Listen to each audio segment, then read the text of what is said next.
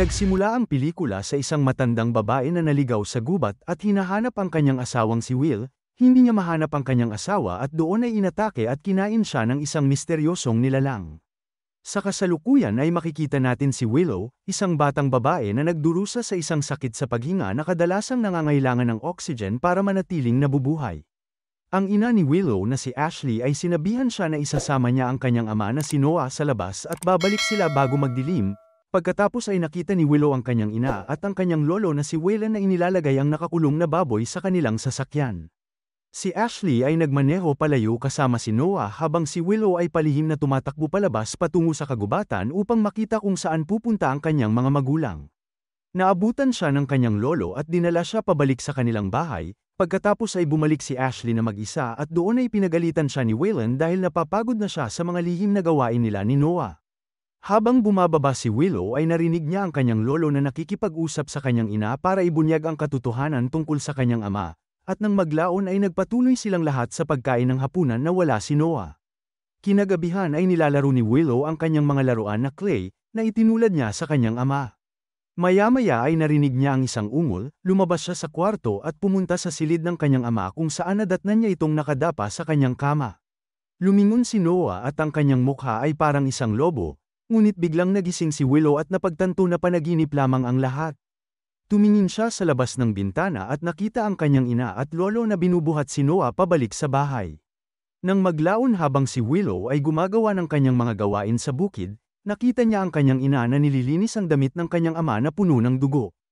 Maya-maya ay magkasamang naghuhugas ng pinggan ang mag-ina. Patuloy na tinatanong ni Willow ang kanyang ina tungkol sa sikreto ng kanyang ama at kung bakit niya ito itinatago, ngunit hindi sumasagot si Ashley at sa halip ay nagsimulang magalit. Pagdating ng gabi bago matulog, naririnig ni Willow ang pag-iyak ng kanyang ama dahil sa kanyang kalagayan. Pagkaalis ni Ashley sa kanyang silid ay sinubukan ni Willow na sumilip sa loob ng silid ng kanyang ama at doon ay nakita niya ang mata ni Noah sa butas. Pagdating ng umaga ay isinama ni Ashley si Willow papunta sa bayan. Sa daan ay huminto si Ashley upang palitan ang kanyang damit. Doon ay palihim na pinanood ni Willow ang kanyang ina at nakita ang mga sugat nito sa katawan. Hindi siya nagsalita at hinayaan siya ng kanyang ina na magmaneho habang nagpapakasaya ang dalawa sa kanilang araw. Huminto si Ashley sa shopping store ng kaibigan niyang si Will para bumili ng mga bagong damit para kay Willow. Doon ay pumili si Willow ng bagong dilaw na damit at bumalik sa kanilang bahay. Nakita nila si Noah sa labas ng bahay na naghihintay sa kanila. Binati niya si Willow ngunit mukhang medyo hindi siya komportable. Binati din niya ang kanyang bagong damit bago sila pumasok sa loob. Sa umaga ay sinabi ni Ashley kay Willow na lalabas siya at babalik bago magdilim. Pagkatapos ay nanunood si Willow mula sa bintana habang isinasakay ng kanyang ina ang isa pang baboy sa sasakyan. Umalis na ang kanyang ama at ina ngunit naghihinala pa rin si Willow, kaya naman ay muli niya silang sinundan. Sinundan sila ni Willow sa isang malayong kagubatan kung saan dinala ni Ashley si Noah at ang baboy sa isang lumang abandonadong gusali. Palihim silang pinapanood ni Willow habang pinipigilan ni Ashley si Noah. Doon ay sinabi ng mag-asawa sa isa't isa na walang magbabago. Pagkatapos isara ni Ashley ang pinto at naglakad palayo, si Willow ay palihim naman na pumasok sa gusali. Sa oras na yun ay nakita pala siya ni Ashley at nakiusap sa kanya na huwag nang tumuloy. Ngunit huli na, nasaksihan na niya ang kanyang ama na kumakain ng buhay na baboy. Nabuksan ni Ashley ang pinto at hinawakan si Willow upang ihatid pa uwi. Ngunit nawalan siya ng malay dahil hindi na siya makahinga kaya naman binigyan siya ni Ashley ng oxygen. Sa kanyang panaginip ay nakita niya ang kanyang ama na nagiging halimaw bago siya magising. Sa umaga, ang buong pamilya ay kumakain ng almusal ngunit si Willow ay walang gana dahil sa trauma. Pumunta siya sa bahay ng kanyang lolo na si Waylon para sa kanyang kaligtasan. Maya-maya ay pumunta sina Ashley at Noah sa tahanan ni Waylon para kunin si Willow, ngunit nag-aalala si Waylon sa kanyang kaligtasan.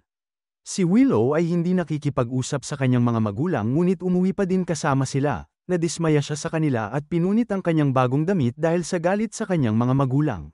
Sa gabi ay dumating si Waylon upang kunin ang kanyang apo na hindi alam kung bakit natatakot.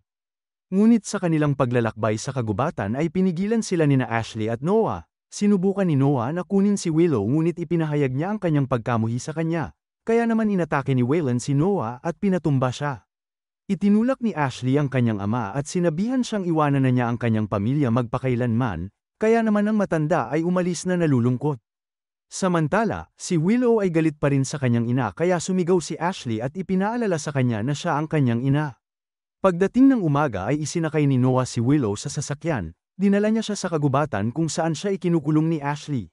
Nagpasya siyang sabihin sa kanya ang totoo at ipinaalala sa kanya na ang kanyang lolo na si Waylon ay isang mabuting tao at sinusubukan lamang siyang protektahan nito. Ibinunyag ni Noah na may sumpa ang kanyang pamilya kung saan sila ay nagiging mga hayop na parang lobo, ang kanyang lolo ay isang mabuting tao ngunit nagiging isang lobo rin. Ang sumpa ay buong buhay niyang itinago sa kanyang asawa.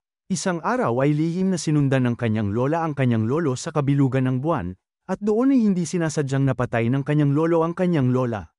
Siya ang parehong matandang babae na nakita natin sa simula ng pelikula. Sinabi ni Noah na galit siya sa sumpang ito at saka nagsimulang umiyak, kaya naman niyakap siya ni Willow.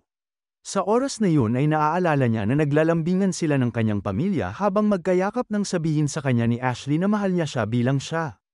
Kinabukasan ay pinuputol ni Noah ang kahoy gamit ang palakol sa kagubatan kasama si Willow. Gusto ding gawin ito ni Willow ngunit naniniwala si Noah na mahirap ito para sa kanya. Nagpasya siyang makipaglaro sa kanyang anak at sinabihan siyang mangako sa harap niya dahil siya ang hari ng kagubatan na ito. Sinabihan niya siyang mangako na poprotektahan ang kagubatan at ang kanyang pamilya, na ipinagmamalaki naman itong sinang-ayunan. Pagkatapos ay sabay silang kumain ng tinapay. Maya-maya ay nakita ni Noah ang damit ni Ashley sa ilalim ng upuan na isinuot niya habang sila ay namimili. Naamoy niya ito at nakaamoy ng ibang tao, binato niya ang kanyang tinapay at galit na dinala siya pauwi. Pagdating sa bahay ay narinig ni Willow ang kanyang ama na sinisigawan ng kanyang ina, na nagtatanong kung niloloko ba siya nito. Pagdating ng umaga ay nakita ni Willow ang kanyang mga magulang na paalis dahil si Noah ay maaaring maging isang lobo muli. Pagkalipas ng ilang araw, pumunta si Willow sa kanyang silid at nakitang nakatahina ang kanyang damit dahilan para matuwa siya. Pagkatapos ay pumasok ang kanyang mga magulang sa silid na may dalang cake at binabati siya sa kanyang kaarawan. Binigyan nila siya ng mga regalo at sinabihan siyang humiling. Ilang sandali pa ay dumating si Waylon na may hawak na maliit na tuta bilang regalo sa kaarawan ng kanyang apo. Nang maglaon ay lumabas ang pamilya at nakipaglaro sa tuta. Sa gabi ay tinanong ni Willow si Ashley kung ligtas sila, kaya tiniyak niya kay Willow na hindi niya hahayaang may manakit sa kanya. Ngayon, si Ashley ay patuloy na dinadala si Noah sa kagubatan paminsan-minsan. Samantala, gumagawa si Willow ng mga clay na manika ng kanyang mga magulang na ginagawa ang eksaktong parehong bagay tulad ng pagkadena kay Noah sa abandonadong gusali. Isang gabi ay narinig ni Willow ang boses ni Noah na tinatawag siya. Bumangon siya at tumingin sa braso niya dahil pakiramdam niya ay nagbabago ang kanyang katawan at ang kanyang mukha tulad ng sa kanyang ama. Bigla siyang nagising na parabang nananaginip lang siya kanina. Pagkatapos ay nagkaroon siya ng panic attack at hindi makahinga. Sinubukan niyang abutin ang kanyang tangke ng oxygen ngunit natumba ito, kaya naman gumapang siya palapit dito at ginamit ito para makahinga. Kinagabihan ay lumabas si Willow at nakita niyang tumutunog ng malakas ang mga pintuan dahil sa malakas na hangin. Sa tingin niya ay ang kanyang ama ito at sinubukan na buksan ito ngunit pinigilan siya ni Waylon at pinapasok sa loob. Sinuri nitong muli ang mga pinto at ipinaalam kay Ashley na hangin lang yun at hindi si Noah. Dinala ni Waylon si Willow sa itaas at tiniyak sa kanya na maayos ang lahat ngunit naghihinala si Willow na ang kanyang ama ang nasa labas.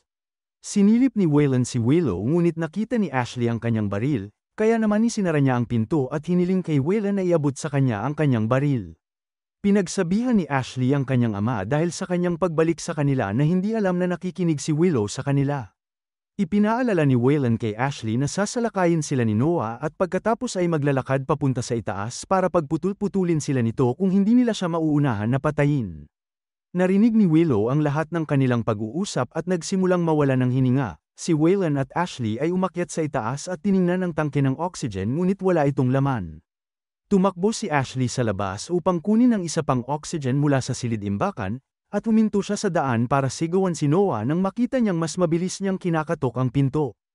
Nagmamadali siyang pumasok ngunit nakalimutan niya ang baril sa labas, pinalitan niya ang tangke ng oxygen at sinubukan na gisingin si Willow ngunit nakapasok na si Noah. Sinabihan sila ni Waylon na magtago habang siya ay pababa.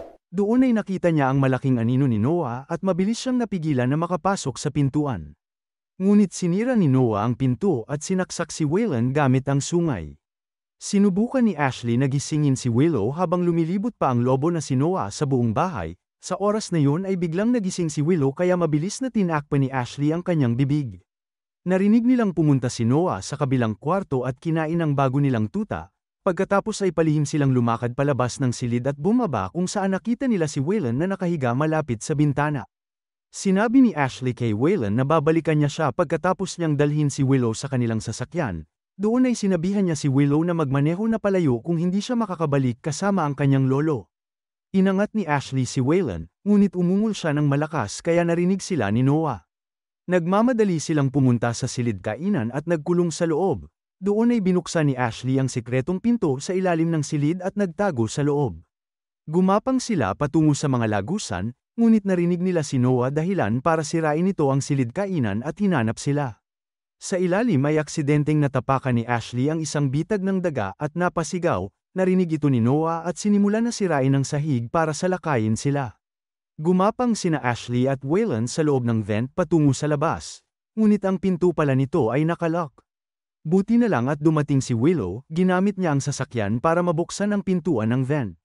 Sumakay ang lahat sa sasakyan ngunit hindi ito umaandar, at habang nasa loob ay napansin ni Waylon ang anino ni Noah sa labas kaya sinabihan niya ang kanyang anak at apo na tumakbo na lang habang siya ay mananatili sa likod. Sinabihan niya si Ashley na protektahan si Willow at ikinulong ang sarili sa loob. Ang mga babae naman ay tumakbo papunta sa kagubatan kung saan sinabi ni Ashley kay Willow na magtago sa likod ng isang puno ngunit kinuha siya ni Noah at dinala sa abandonadong gusali.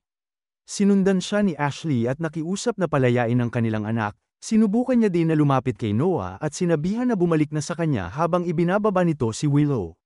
Niyakap ni Noah si Ashley habang nanunood sa kanila si Willow. Sa oras na yun ay naalala ni Noah ang mga magagandang pagkakataon kasama ang kanyang asawa at anak habang yakap siya ni Ashley.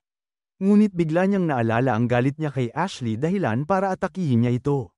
Binitiwan ni Willow ang kanyang lampara dahilan para magkaroon ng apoy. Ginamit niya ito at ang tangke ng oxygen upang sindihan ito at patamaan ng apoy ang kanyang amang naging halimaw. Si Noah ay nagliyab at namatay habang magkayakap ang mag-ina. Makalipas ang ilang araw, ang mag-ina ay lilipat na ng bahay para sa isang bagong simula. Mas malinaw na ngayon ang mga alaala ni Willow sa kanyang mga nakaraan, kung saan nakikita niya ang marahas at mapang-abuso na ugali ng kanyang ama sa kanya at sa kanyang ina. Naaalala niya ang gabing namatay ito at napagtanto na hindi siya nagiging isang lobo, sa halip ay natroma lang siya at ito ang paraan ng kanyang isip para makayanan ito. Dito na nagtatapos ang kwento, sana ay nagustuhan mo ito. Kung hindi ka pa nakasubscribe ay mag-subscribe ka na upang matulungan mo ang channel na ito. Mag-comment ka na rin tungkol sa kwento. Salamat!